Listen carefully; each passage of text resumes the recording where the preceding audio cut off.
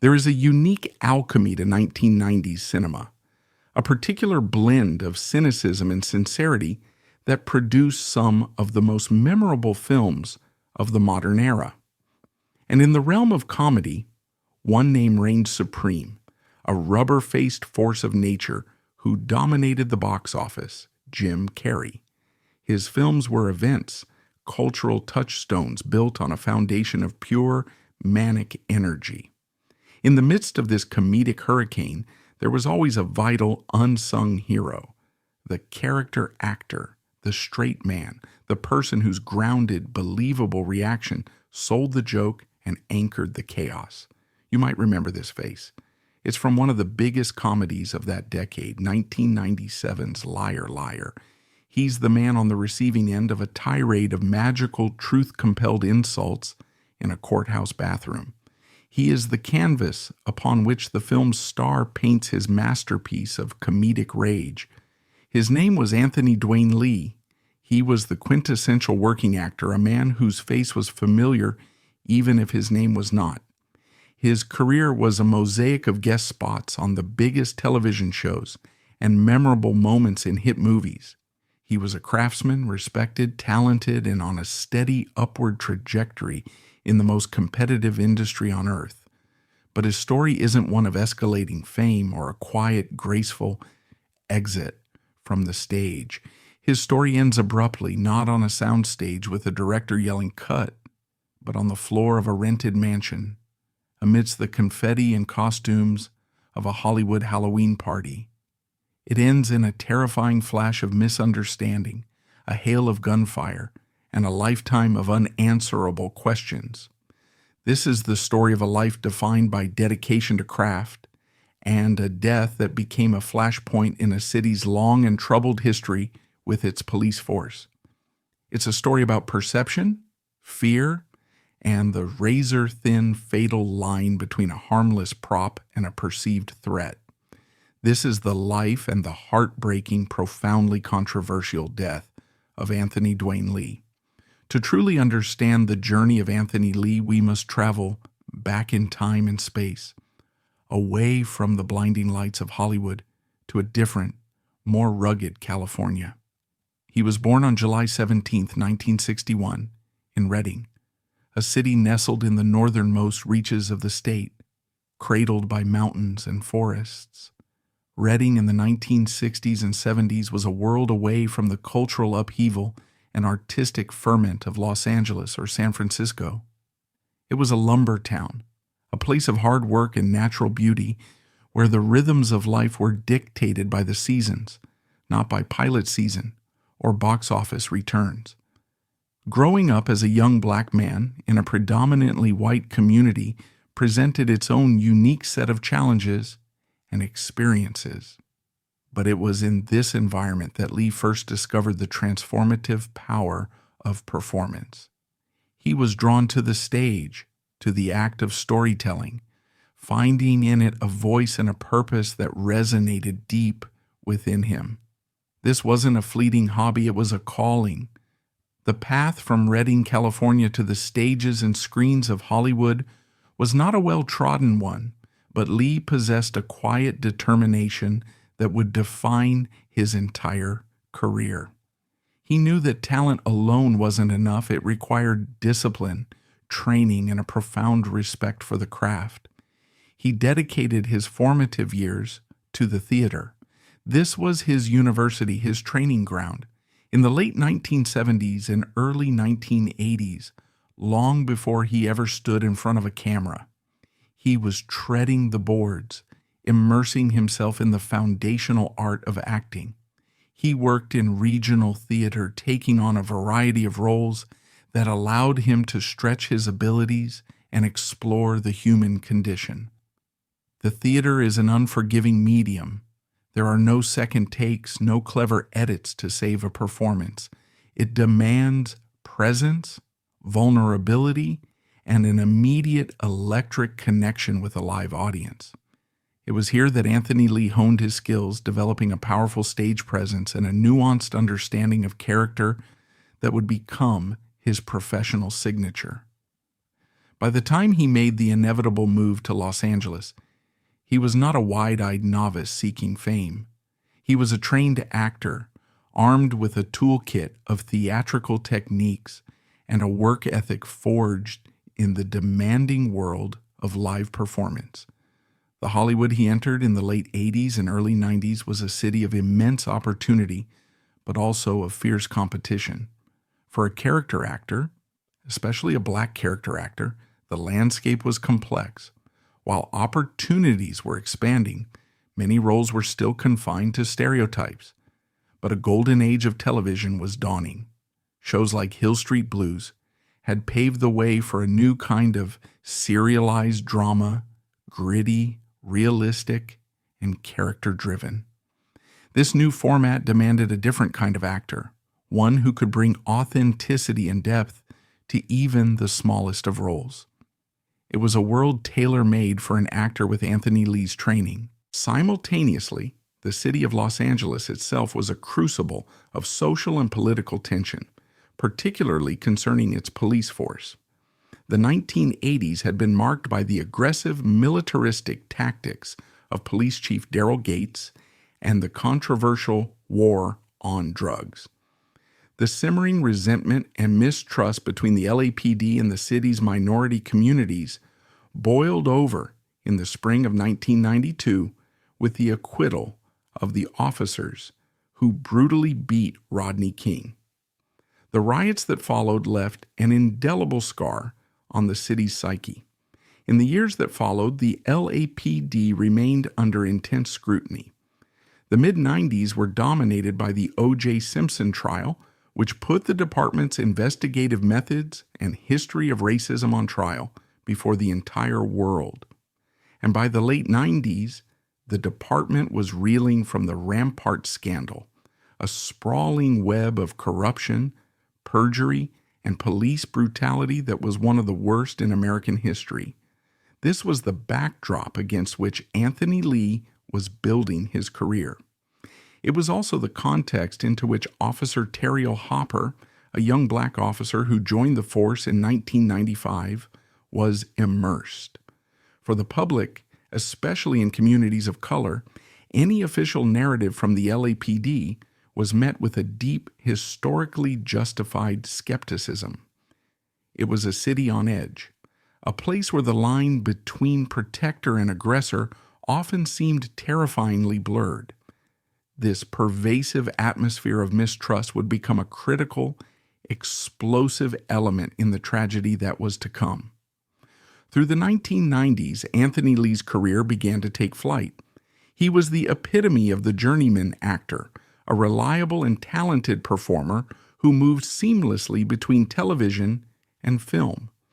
His resume became a reflection of the era's most significant television.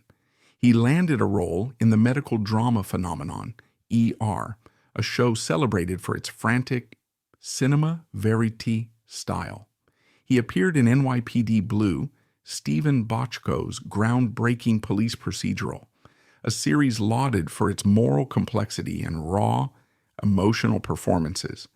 He even traveled back to the American frontier for a part in the wholesome family drama, Dr. Quinn, Medicine Woman. He also showcased his comedic talents in shows like Martin and flexed his dramatic muscles in legal dramas like The Practice. Each appearance was a testament to his versatility. He could be a concerned doctor, a hardened criminal, a friendly neighbor, or a stern lawyer. He didn't just recite lines, he inhabited his characters, giving them a history and a humanity that made them feel real, even if they were only on screen for a few minutes. This ability made him a valuable asset to any production. Casting directors knew that Anthony Lee would deliver a solid, memorable performance every single time. Then, in 1997, came the role that would introduce him to his widest audience yet. He was cast in Liar Liar, a film destined to become one of the highest-grossing comedies of the decade.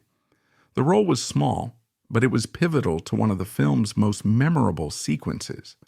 Lee played Fred, an unassuming man who has the misfortune of being in the courthouse restroom when Jim Carrey's character Fletcher Reed is in the full throes of a magical curse that forces him to tell the unvarnished, brutal truth. The scene is a masterwork of physical and verbal comedy. As Fletcher unleashes a torrent of insults about Fred's appearance, his suit, and even his mother, Lee's performance is a brilliant exercise in reaction. He moves from mild annoyance to confusion, to disbelief, and finally to genuine intimidation. He is the anchor of realism that allows Carrey's absurdity to soar.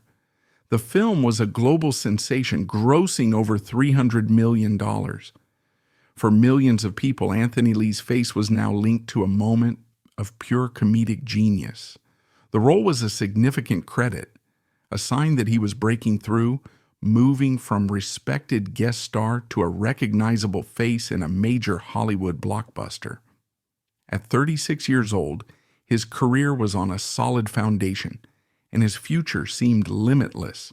He was a working actor living his dream, respected by his peers, and beloved by his friends and family. No one, least of all him, could have possibly imagined that in just 3 short years, his story, his potential, and his life would be tragically and violently cut short. The life of a working actor in Los Angeles is a delicate balance of art and commerce, of passion and persistence.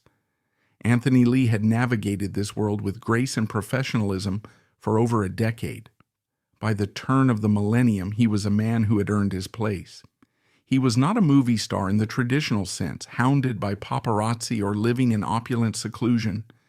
He was a member of a vibrant creative community, a man who loved the work itself, the collaboration on set, the challenge of a new character, the satisfaction of a scene well played.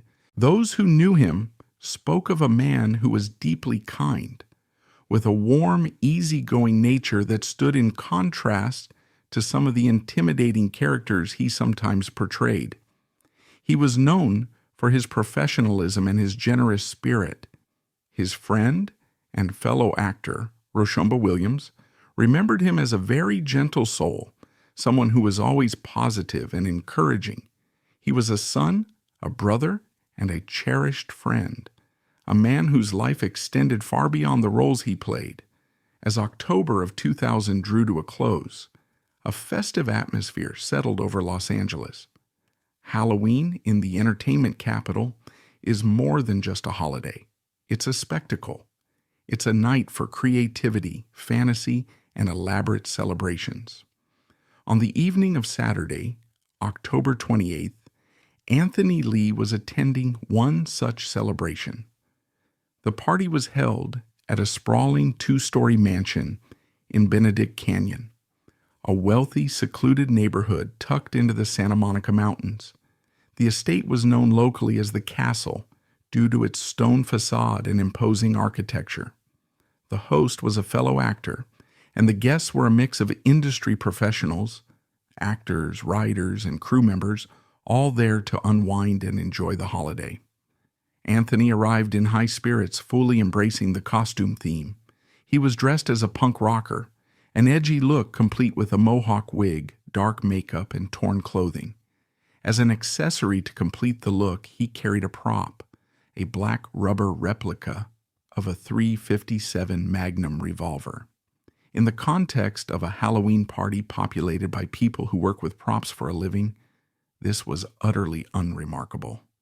It was a toy, a piece of his costume, no more threatening than a plastic lightsaber or a fairy godmother's wand.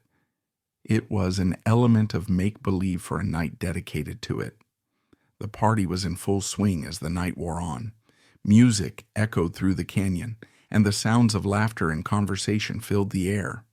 For the residents of the quiet, exclusive neighborhood, however, the noise became a nuisance. Sometime after midnight, a neighbor made a routine noise complaint to the Los Angeles Police Department. It was a standard call, the kind the LAPD fields constantly on a weekend night, especially a holiday weekend. 2 officers from the LAPD's Hollywood Division, Terrill Hopper and his partner were dispatched to investigate. Upon arriving at the mansion's imposing gate, the officers decided to split up.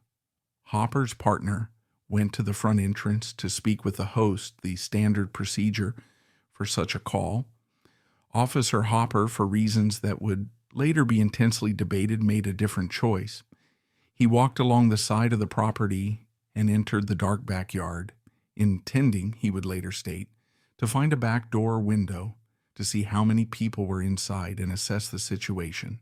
He moved quietly through the unlit yard, his flashlight cutting a solitary beam through the darkness. He approached a pair of glass doors that led to a small downstairs room, which was being used as a temporary office. Inside this room, away from the main crush of the party, Anthony Lee was taking a quiet moment, chatting with the host and another friend. The chaos of the party was a distant thrum.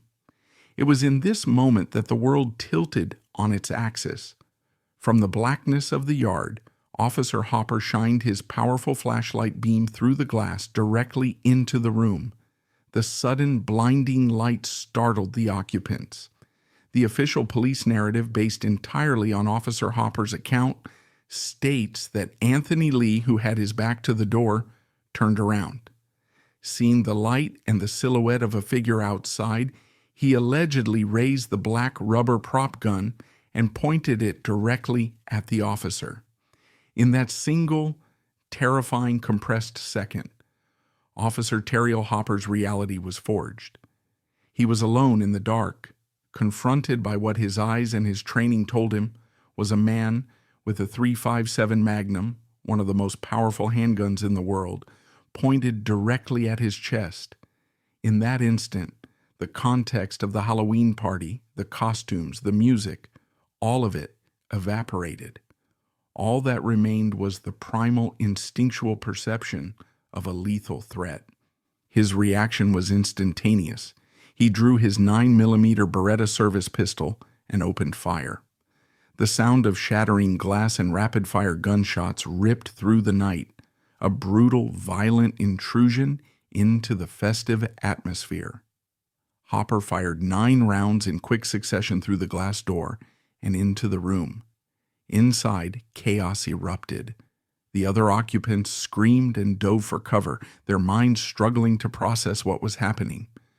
When the deafening roar of the gunshots ceased, an eerie silence fell, broken by the sounds of panic and horror. Anthony Dwain Lee lay on the floor, bleeding profusely. He had been struck 4 times. The punk rock costume was now soaked in blood. The rubber prop gun, the cause of the entire tragedy, lay nearby. Paramedics were called, but his injuries were catastrophic. At the age of 39, his promising life was over. A night of celebration had become a scene of unimaginable carnage. The death of Anthony Dwain Lee immediately ignited a firestorm of controversy that pitted the Los Angeles Police Department against a grieving family and a skeptical public. In the hours and days that followed the shooting, the LAPD presented its official narrative, a story of a tragic but justifiable homicide. According to their account, Officer Terrill Hopper had faced a life-threatening situation and had responded as he was trained to do. The department's position was clear. When an officer perceives a deadly threat, they are authorized to use deadly force. Hopper's belief that the gun was real, they argued, was reasonable under the dark and uncertain circumstances. It was a terrible mistake, but not a criminal act. This version of events, however, began to crumble almost as soon as it was constructed. The Lee family, shattered by their loss, refused to accept that Anthony's death was a simple, justifiable tragedy. They retained the services of one of the most famous and formidable attorneys in American history, Johnnie Cochran. Fresh off his victory in the trial of the century for O.J. Simpson, Cochran was a legal titan, a master courtroom strategist, and a powerful voice for civil rights, who had spent his career challenging the narratives of law enforcement. His involvement transformed the case from a local news story into a national cause célèbre. The foundation of Cochran's case and the detail that shocked the nation came directly from the cold, scientific language of the Los Angeles County Coroner's report. The autopsy revealed a devastating and seemingly irrefutable fact. All 4 of the bullets that struck Anthony Lee had entered his body from the rear. He had been shot 3 times in the upper back and once in the back of his head. This forensic evidence was a bombshell. It seemed to directly and completely contradict Officer Hopper's statement that Lee had turned to face him and point the prop gun at him. In a series of impassioned press conferences, Johnny Cochran laid out the stark, agonizing question at the heart of the case. How can you be pointing a gun at an officer and be shot in the back of the head? He argued that the physical evidence told a story not of a confrontation, but of an execution. It suggested that Lee was either turning away, seeking cover, or perhaps had never even turned fully toward the officer when he was gunned down. The controversy was further fueled by eyewitness accounts from the 2 other people in the room with Lee.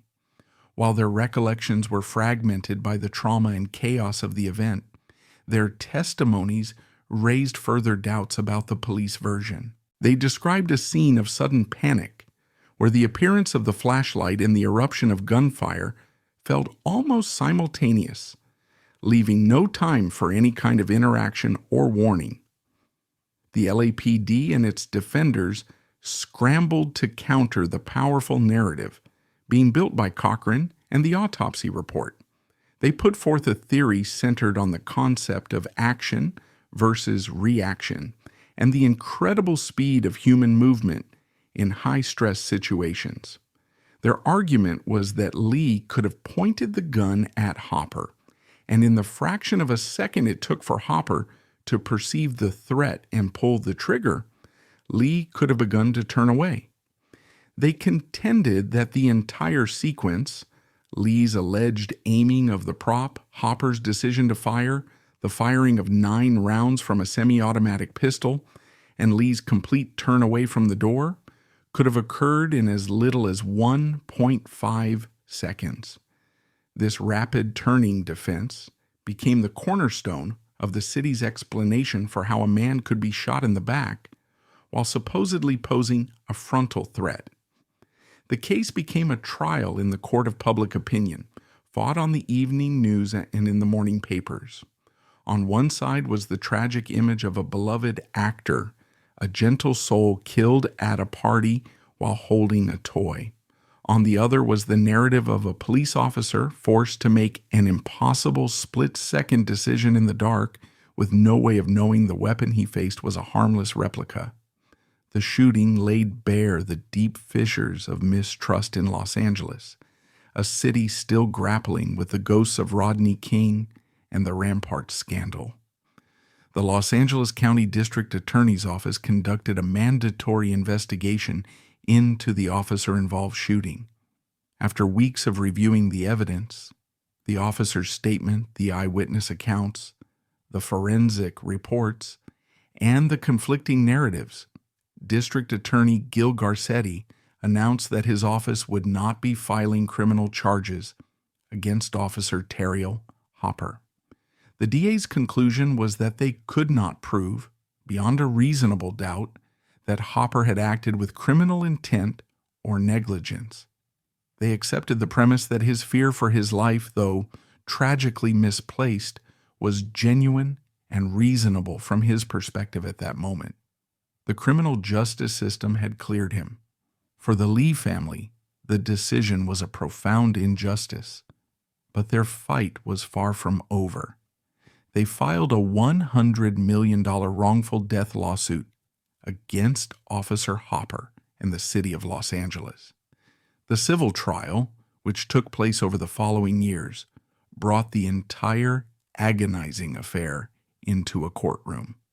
The family's legal team, led by Cochran, presented the jury with the powerful forensic evidence of the autopsy, arguing that the bullet trajectories were undeniable proof that Lee was not a threat when he was killed. They put friends and family on the stand to paint a portrait of the man he was, a gentle artist, not an aggressive individual who would point a weapon, even a fake one, at a police officer. The city's attorneys mounted a robust defense.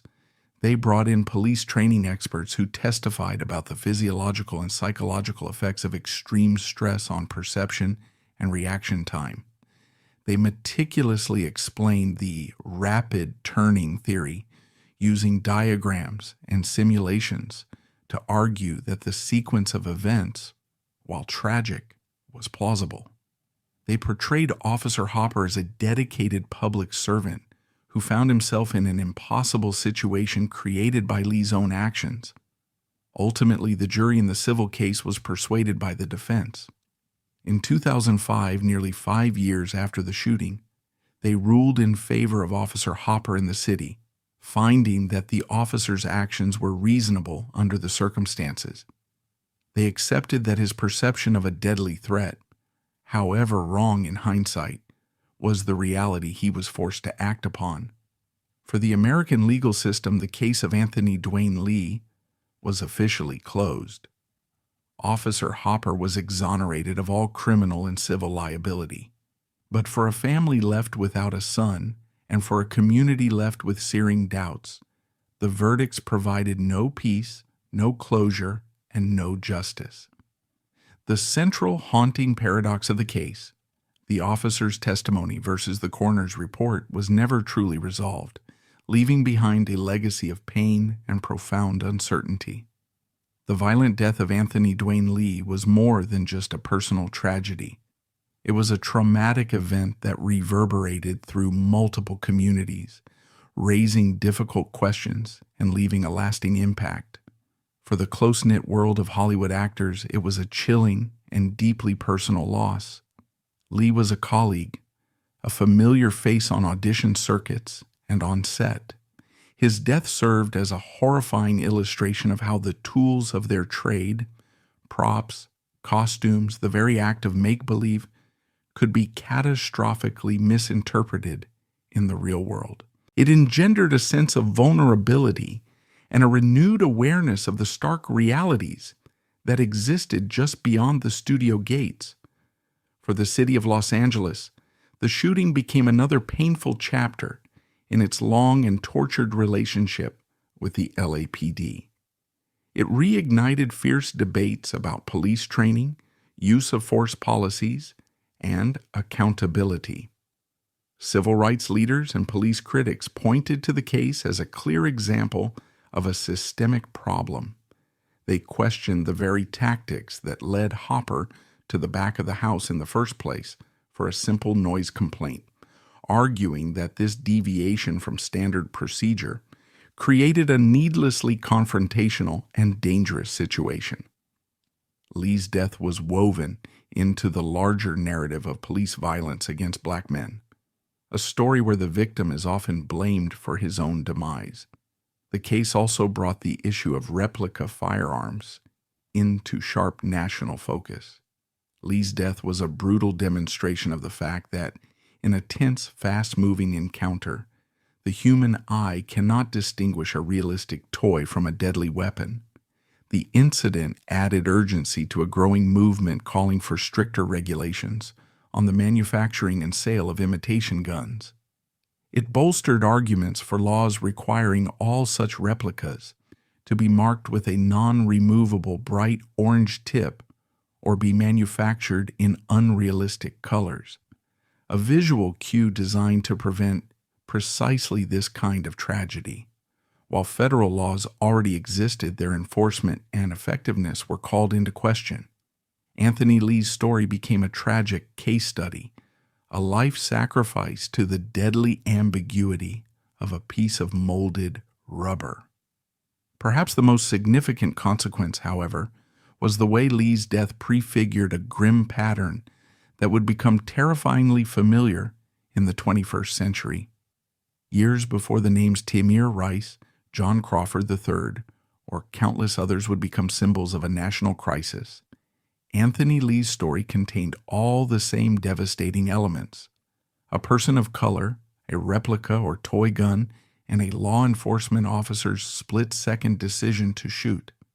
His death was an early, painful warning of a recurring American tragedy, one that would be captured on cell phone videos and spark a national movement for Black lives.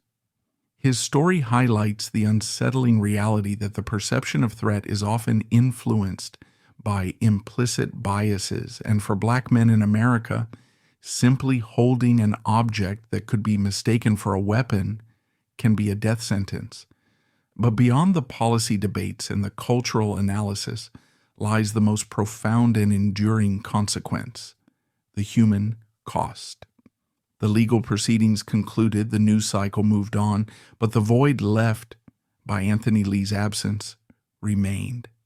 His family was left to navigate a world without him, haunted by the violent nature of his death and the lack of legal accountability. Friends were left to mourn a man they remembered for his warmth and talent. And the world of film and television was robbed of an artist whose full potential would never be realized.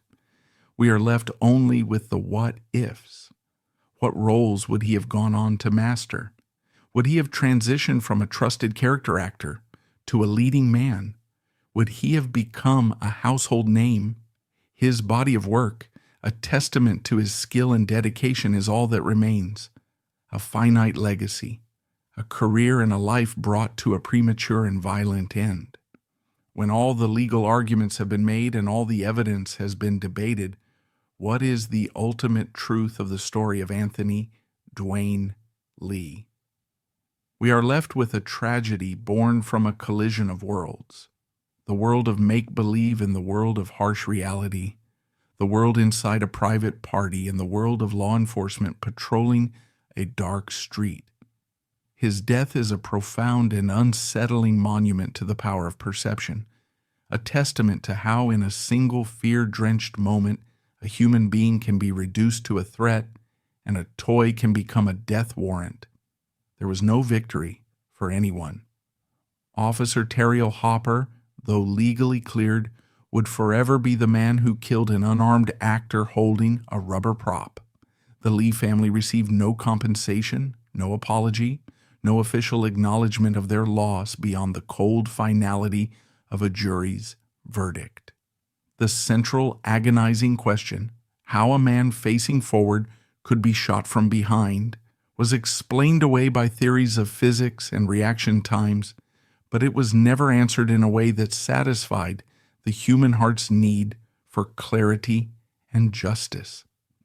Anthony Dwain Lee is remembered for his work, for the moments of joy, drama, and humanity he brought to the screen. He is the face in Lear Liar that made us laugh, the guest star who brought gravitas to our favorite TV shows. That is the legacy of the artist, but he also leaves behind another darker legacy. He is a symbol of a recurring American tragedy, a cautionary tale about fear, bias, and the catastrophic potential of a single, irreversible mistake. His story is a powerful reminder that justice is not always found in a courtroom, and that some wounds, both for a family and for a society, never truly heal. So the next time you find yourself scrolling through the channels and land on that iconic 90s comedy, take a moment to remember the man in the bathroom scene. See him not just as a foil for a movie star, but as Anthony Dwain Lee, a talented actor, a beloved son and friend, a man who went to a party one night and never came home. His was a story that deserved so many more acts, a life that deserved a peaceful final curtain. Instead, his story ends abruptly, a heartbreaking silence where there should have been applause.